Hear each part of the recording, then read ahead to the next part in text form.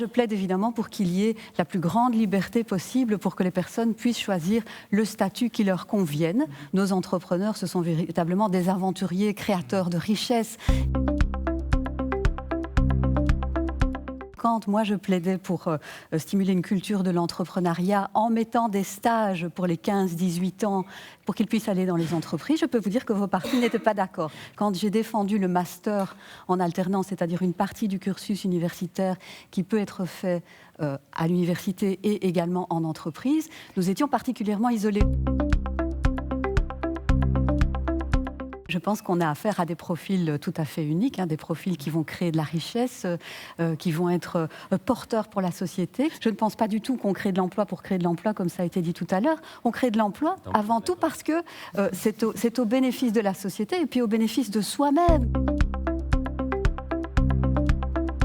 On sait bien qu'il y a quand même moins de femmes en général, donc il faut avoir un point d'attention là-dessus. Moi, j'en connais, par exemple, qui font de l'handiprenariat, et donc qui essaient de monter des projets avec des personnes porteuses de handicap.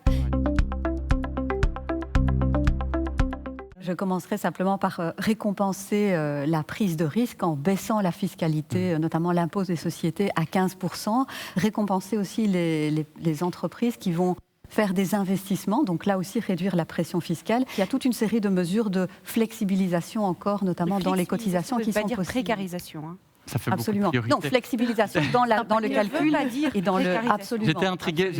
Nous sommes tout à fait d'accord.